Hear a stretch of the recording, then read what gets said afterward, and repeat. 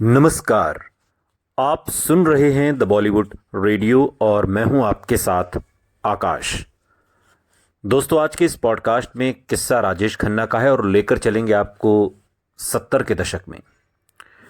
ये वो दौर है जब राजेश खन्ना की 15 back to back super duper hit फिल्मों के बाद उनकी नाकामयाबी का दौर शुरू हुआ और एक रोज गुस्साए राजेश खन्ना ने कहा कि मेरी फिल्में फ्लॉप हुई हैं, मैं नहीं।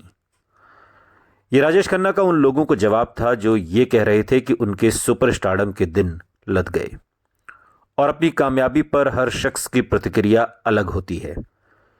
एक रोज सफलता के एक मोड़ से दूसरे मोड़ तक तेजी से भागते आए राजेश खन्ना के पास न चिंतन का समय था, न ही एक सुपरस्टार के नखरों और सनक के बीच के फर्क को पहचानने का। वो ये भी नहीं समझ पाए कि फिल्मों की ज्यादती से वो ओवर एक्सपोजर का शिकार हो रहे हैं।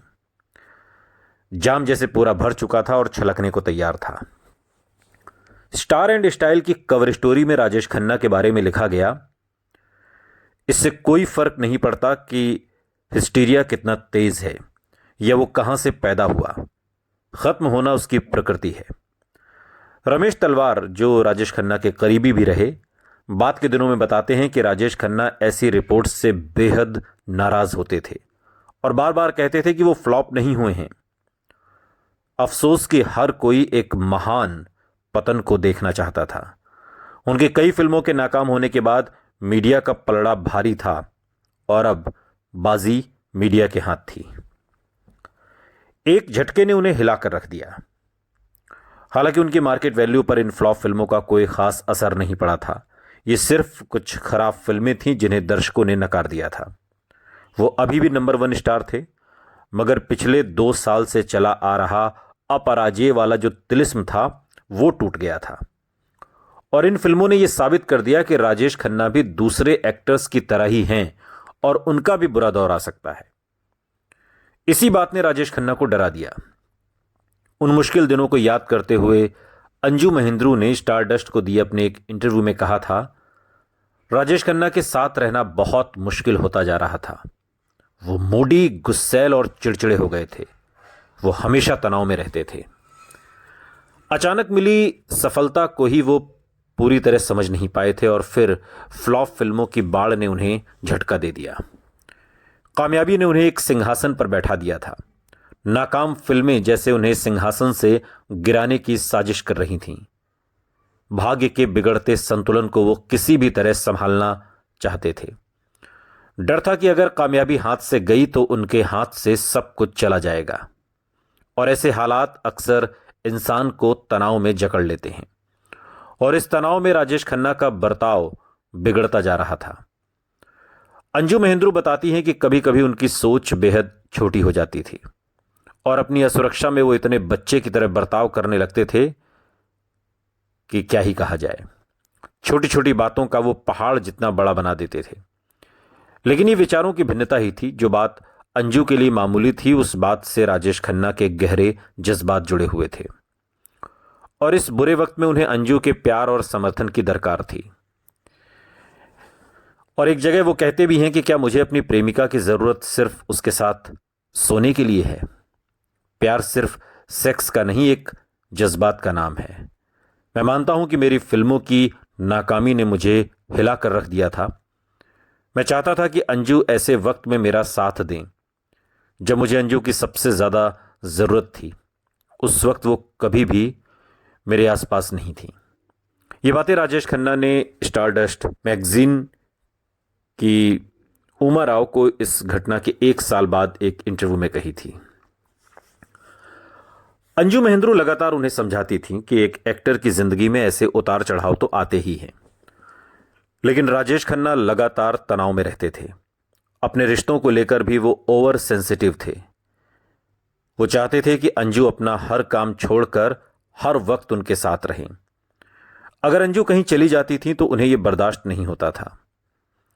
मेरे लिए भी तनाव हद से ज्यादा बढ़ गया था और मेरा सब्र भी जवाब देने की कगार पर था। इस झटके ने अंजू महेंद्रू और राजेश खन्ना के पहले से ही चटकते हुए रिश्ते में और दरारें डाल दी थीं। सुपरस्टारडम ने राजेश खन्ना को इंडस्ट्री में बड़ी ताकत दी थी और इस ताकत का उन्होंने गैर जिम्मेदाराना तरीके से इस्तेमाल किया था। उनका बर्ताव घमंड से भरा हुआ था।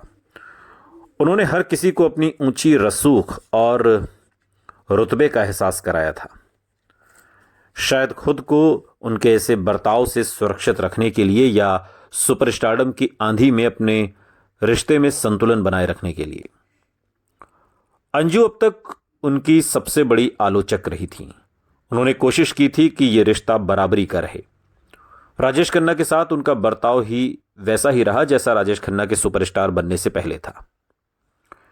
और वो कहती भी हैं कि मैं उनकी आलोचना करती थी क्योंकि मैं ऐसी ही हूं। अगर वो कहीं गलत थे तो मैं हमेशा उनको बता देती थी। मैं उन्हें खुश करने के लिए उनकी तारीफ क्यों करती। उनके ईगो को चमकाने के लिए पहले से ही काफी लोग मौजूद थे।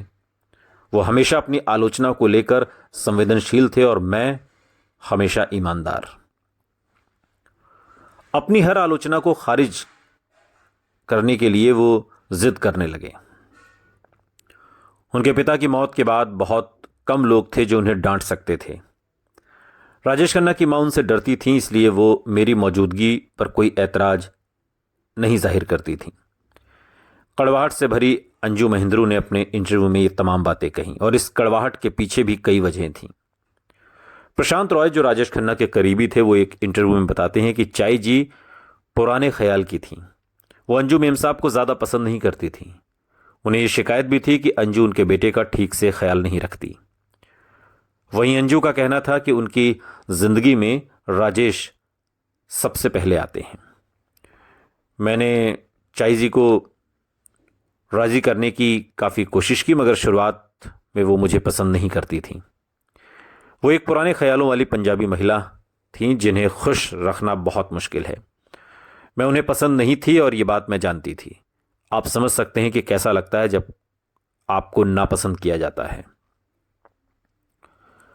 इन हालात में अंजू महेंद्रू ने राजेश खन्ना की ट्रॉफी गर्लफ्रेंड बने रहकर हर पल उनका इंतजार करने के बजाय अपना समय पार्टियों और दोस्तों के संग बिताना शुरू कर दिया। मैं हमेशा भागकर अंजू के पास चला जाता था, अपनी लड़ाइयों को भूलकर। हर बार मैं ही फोन करके माफी मांगता था और झगड़ा खत्म करने की पहल करता था। मुझे कितना अच्छा लगता अगर कम से कम एक बार अंजू अपनी मां के साथ बैठकर मेरा इंतजार करने की बजाय खुद मेरे पास आई होती। राजेश खन्ना के ये बयान और इन बयानात से एक बात तो साफ है कि सुपरस्टारडम के बावजूद उनके इस रिश्ते में शक्ति का संतुलन उनके पक्ष में नहीं झुका था। अंजू को लेकर उनके अंदर एक ऐसा जुनून सवार था कि पूरी दुनिया मेरे पीछे थी और मैं उसके पीछे था।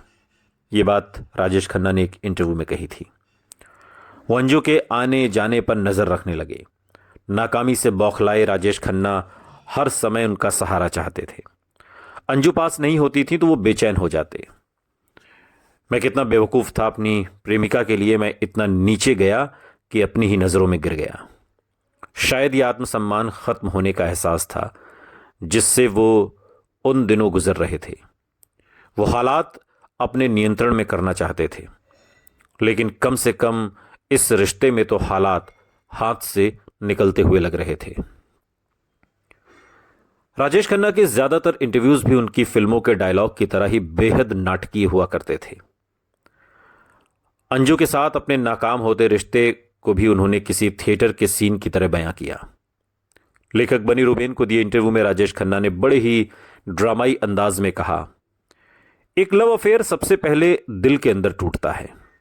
अगर मैं अंजू और अपने रिश्ते में आई दरार की बात करूं तो मुझे वो रात याद रहती है जब मैं नाकामी से जूझ रहा था। मेरी हालत ख़राब थी और उस रात एक पार्टी थी जिसके बारे में मैंने कहा था कि हम दोनों अटेंड करेंगे। हर किसी को अपने साथ खाने की एक डिश लानी थी। अंजू ने दाल गोश्त बनवाया था और तनाव में डूबे राजेश खन्ना ने उस शाम जल्दी शराब पीना शुरू कर दिया।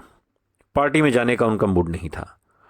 उन्होंने अंजू को अपने दिल की बात बताई और कहा कि मैं बुरी तरह परेशान था। मैंने उसके कंधे पर सिर रखकर कहा, उसके गले रखकर रोना चाहता था, अपनी आत्मा का बोझ हल्का करना चाहता था। मैंने उससे कहा कि तुम दाल गोश्त किसी और के हाथ भिजवा दो, तुम यहीं मेरे साथ रुक जाओ। लेकिन उसे मेरी परवाह ही कहाँ थी। मेरे सामने वो खाना लेकर पार्टी में चली गई। मुझे लगता है कि यही वो पल था जब उसके लिए मेरा प्यार भी उसी दरवाजे से बाहर चला गया। ये बातें राजेश खन्ना ने एक इंटरव्यू के दौरान अंजू महेंद्रू और अपने रिश्ते को लेकर कही थी। सुनते रहिए द बॉलीवुड रेडियो, सुनता है सारा इंडिया।